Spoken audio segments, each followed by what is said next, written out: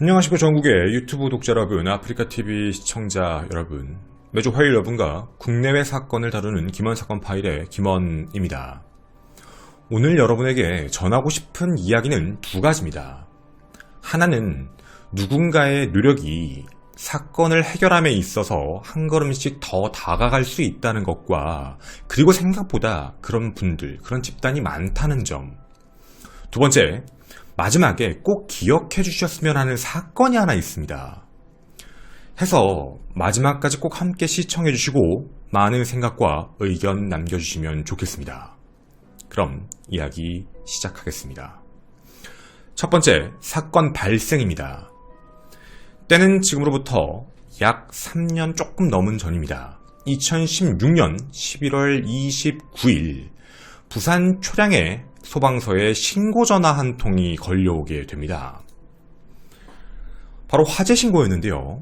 초량동에 있는 한 모텔 객실에 불이 난다, 연기가 나고 있다라는 전화였습니다. 이곳으로 출동한 경찰, 그리고 함께 온 119 대원, 당시의 영상입니다.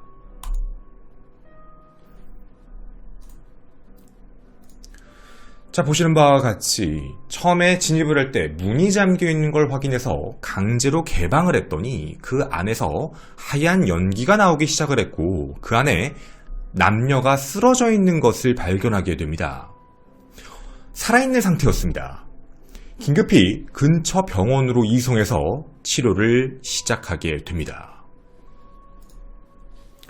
그런데 함께 발견된 분 중 여성분은 이틀 뒤에 사망을 하게 되고, 남성분만 의식을 회복하게 됩니다.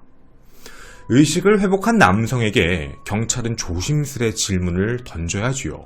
경위가 어떤지 말이죠. 남성은 이렇게 얘기합니다. 사실 우리는 착화탄을 피워서 동반 자살하려고 했습니다. 저만 운이 좋아 살았네요. 라고 이야기하며, 자신은 지금 일산화탄소 중독 증세 때문에 말을 하는 게 너무 힘들다 라고 하고 있는 남성이었습니다. 이날 내용은 동반 자살 사건, 그리고 그 이후에는 한 여성의 모텔 자살 사건으로 보도가 되었고, 그렇게 모든 사람의 기억에서 잊혀졌습니다. 심지어 그쪽에 사시는 분들도 그거 그렇게 된 거 아니야? 이렇게 생각을 했죠. 하지만 이 사건을 잊지 않는 사람들이 있었습니다. 두 번째 섹션, 사건의 시작입니다. 그런데 3년이 지납니다. 2019년 12월 5일 광주지방검찰청 순천지청에서 긴급 브리핑 기자회견을 엽니다. 그리고 이런 얘기를 하십니다. 3년 전 부산 초량동 모텔에서 동반 자살 사건은 살인사건입니다. 살인사건의 피의자는 43세 자영업자 김씨이며 당시에 함께 구조된 남성 생존자입니다. 라는 발표입니다. 이 사건이 도대체 어떻게 된 얘기일까요? 아마 여러분은 이 이야기를 들으시면 흐름상 좀 이상한 점을 생각해 보실 수 있습니다. 우선 하나, 부산 초량동에서 발생한 사건인데 이걸 왜 순천지청에서 확인을 했지? 이런 생각. 혹은 3년이나 지나가지고 갑자기 살인사건? 이라고 하시는 분들도 계실 것입니다. 자, 지금부터 이 사건을 놓지 않은 분들의 그 이야기를 전해드리고자 합니다. 당시의 의문점은 바로 이것이었습니다. 처음 수사를 했던 초량경찰서, 즉 부산경찰의 의문점은요. 첫째, 이 안에 있던 둘은 내연관계인데 동반 자살을 할 이유가 명확하지가 않았습니다. 대부분 동반 자살을 하게 되는 계기가 금전적인 문제 혹은 심리적인 문제 때문에 함께 하는 모습이 있는데, 이들에겐 그런 경우가 전혀 없었거든요. 유족분들도 우리 애가 왜 자살을 해? 라는 입장이었습니다. 두 번째 의문점, 피고인, 즉 범인은 피해자와 동의하에 착화탄을 피웠다라고 진술을 했는데, 그런데 이들의 평상시의 대화 목록, 카카오톡 메시지를 확인해보면 이런 내용 자체가 없습니다. 죽자, 죽고 싶다 이런 말이 없거든요. 이것도 이상한 점이었습니다. 그리고 의문점 세 번째. 피고인은 일산화탄소 중독 증세로 인해서 정상적인 생활이 불가능하다라는 걸 얘기하면서 차일피일 출석을 미룹니다.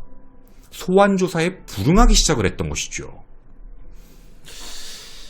자, 물론 여기까지는 경찰의 심증입니다.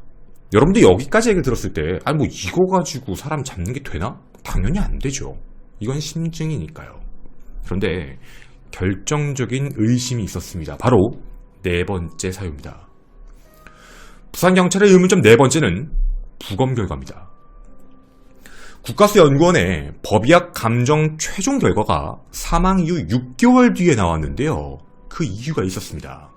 사실 이렇게 오래 걸릴 필요가 없었는데 왜냐면 범인, 즉 피의자 남성이 주장하는 대로면 일산화탄소 중독으로 그냥 사망한 겁니다. 처음엔 그렇게 확인하고 부검을 해봤는데요. 그게 아닙니다. 피해 여성의 몸에는 장간막 출혈과 그리고 일혈점이 있었습니다. 좀 어려운 용어지요. 쉽게 말씀드리겠습니다. 장간막이라는 게 뭐냐면 쉽게 장기 안을 장을 감싸고 있는 막인데 그게 등 뒤쪽을 걸어놓습니다. 그래서 우리의 장의 모양이 유지가 되고 있는 것이죠. 근데 여기에 출혈이 생겼다라는 얘기는 폭행이라는 겁니다. 누군가 바깥에서 복부 부위를 아주 강하게 때렸다라는 얘기가 됩니다. 그리고 일혈점. 안면부 일혈점이라는 게 뭐냐면 얼굴 부분에 우렬이라고 해서 이렇게 점으로 콕콕 찍은 듯한 그런 피해 응고가 보인다는 겁니다. 이런 게 대부분 어때 많이 나타나냐면 여러분 자 우리가 얼굴에 힘을 줄 때 뭔가 얼굴에 힘을 꽉 주면 피가 쏠리게 되죠. 이런 상황인 겁니다. 압력이 위로 급격히 올라오게 되면 이 안에 있는 혈관들이 터지게 되고 이럴 때 일혈점이라는 걸 나타내게 됩니다. 그럼 이건 누군가가 목을 졸랐거나 혹은 복부 부분, 혹은 가슴 부분을 꽉 눌렀다. 뭐 이런 얘기가 되는 겁니다. 피가 위로 쏠려서 사망을 했다는 얘기죠. 자, 물론 이게 직접적인 사인은 아니었습니다. 일산화탄소 중독도 확인은 된 것이었거든요. 근데 이런 상황을 보면 폭행이 있었나? 누군가가 목이나 몸을 졸랐나? 그리고 숨을 쉬면서 일산화탄소를 마셨고 사망했다. 이 얘기가 되는 겁니다. 동반 자살에서는 절대 나올 수 없는 형태지요. 즉 이런 모든 의심점을 종합해서 피고인을 수사 대상에 올렸습니다. 하지만 여러분도 아시다시피 모텔 내부에는 CCTV가 존재하지 않습니다. 당연한 얘기죠. 외부에만 존재합니다. 그런데 외부에 있는 CCTV는 화질이 매우 흐려서 데리고 들어가는 사람이 저 사람 맞나? 피고인? 그리고 피해자 맞나? 이런 게 확인이 안 됐던 겁니다. 그리고 직접적인 증거가 어떤 것도 체크가 되지 않았던 상황이지요. 의심은 가지만 확실한 건 남성의 주장에 대한 반박을 할 수가 없던 상황이었습니다. 결국 더 이상 수사가 진행되지 않는 상황에서 2018년 1월 17일 부산 동부서는 부산지방검찰청에 사건을 송치합니다. 해달라. 이때까지도 피고인은 계속 소환에 불응합니다. 저 아파요. 저 힘들어요. 저 일산화탄소 중독 후유증이 너무 심해요. 이런 거였거든요. 그랬던 그가 반응을 한번 보입니다. 정말 아이러니한 건데요. 2018년 1월 17일 부산지검으로 올라갔지요. 검찰청입니다. 근데 18년 2월에 제가 몸이 좋지가 않으니까 제 주거지인 순천으로 조사를 받을 수 있게 해달라라고 해서 이관을 시킨 겁니다. 그래서 부산지검에서 그게 바로 순천으로 넘어간 상황이죠. 그때 당시에 이렇게 얘기했다고 합니다. 누가 봐도 머리 쓴 거다. 왜 그럴까요? 자, 처음에 수사는 누가 했죠? 경찰분들이 하셨습니다. 경찰분들은 의심을 갖고 수사다가 더 이상 진전이 안 돼서 부산지검에 부탁했습니다. 부산지검은 시작하려고 했더니 갑자기 진을 빼놨죠? 넘기라고 한 겁니다. 이쪽에 해달라. 그럼 사건 자료 가져가세요. 순천지검의 입장은 뭐야 이거? 그냥 사건 하나 왔네? 뭐 이 사람 말이 맞겠지. 정말 단순하게 얘기하면 그냥 자살, 동반자살 처리하자. 자살이겠지. 그렇대잖아. 증거 없잖아. 이렇게 넘겼으면 끝나는 문제였습니다. 왜냐면 당시가 이미 2018년 2월이었기 때문에 사건 발생이 된 지도요. 꽤 시간이 지난 상황이었죠. 이건 분명 누가 봐도 속된 얘기로 머리를 쓴 겁니다. 여기서 수사를 대충 하겠지. 그냥 끝내겠지.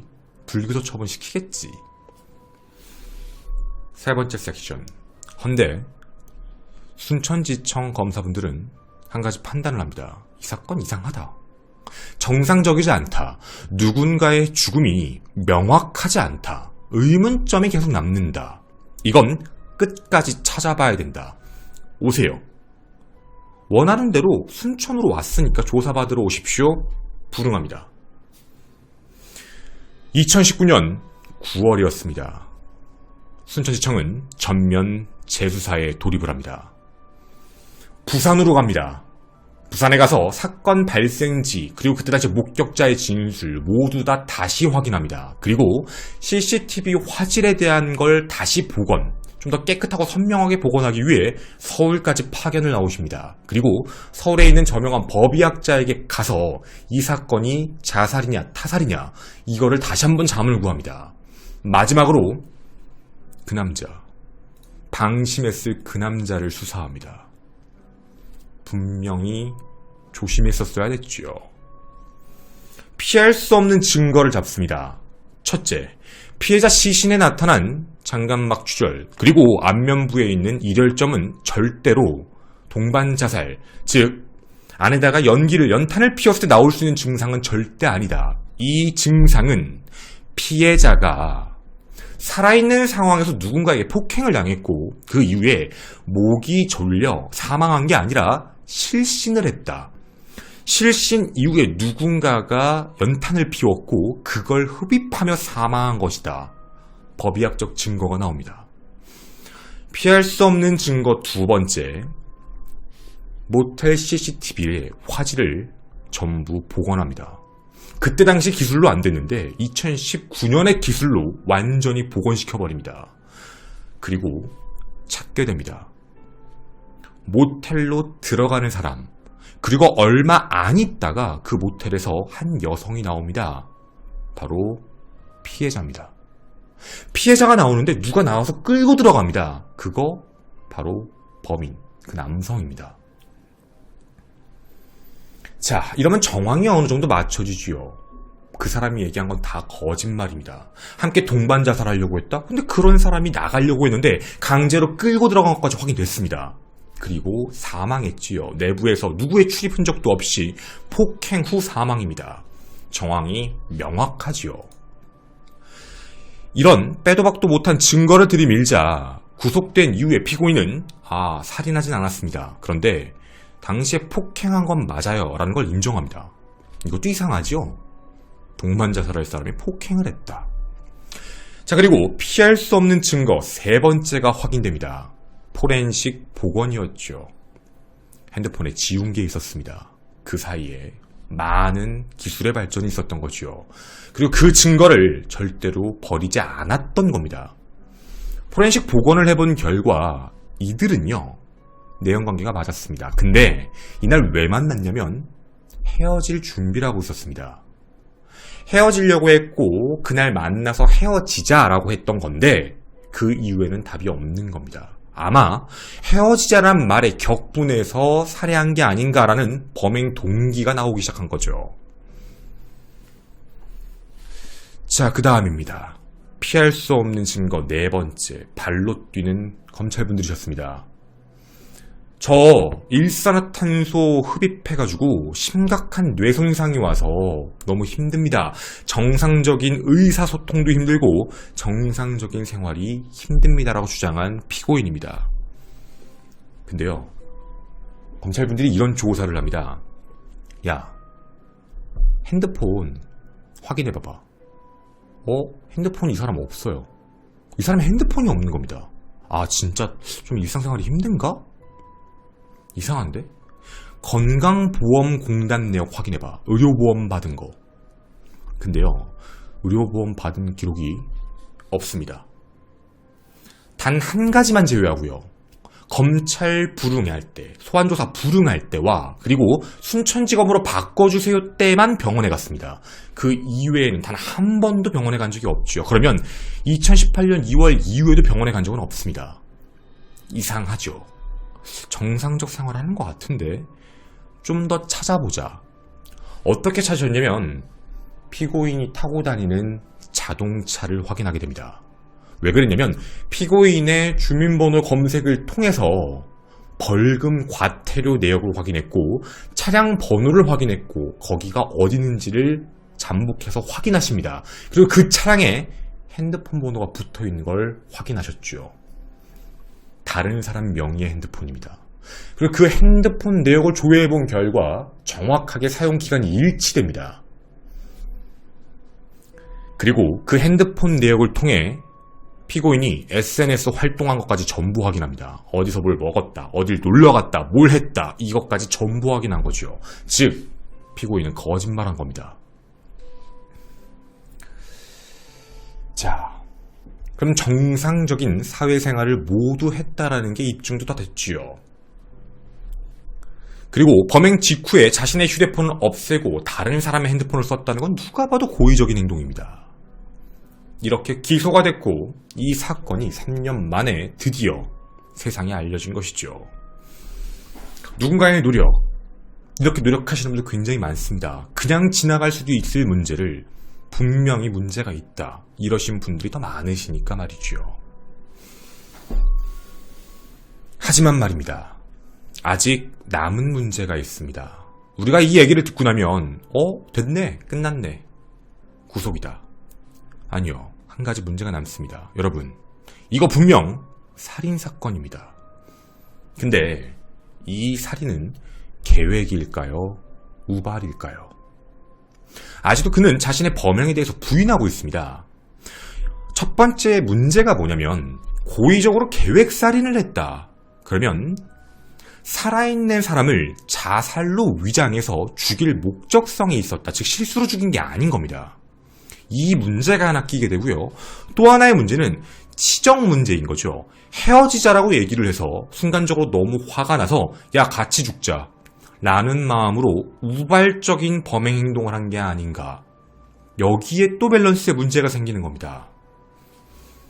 정확히는 자신만 원했던 동반 자살이면 어쩌시라는 것이죠. 이걸 증명할 수 있을까에 대한 문제입니다. 왜일까요?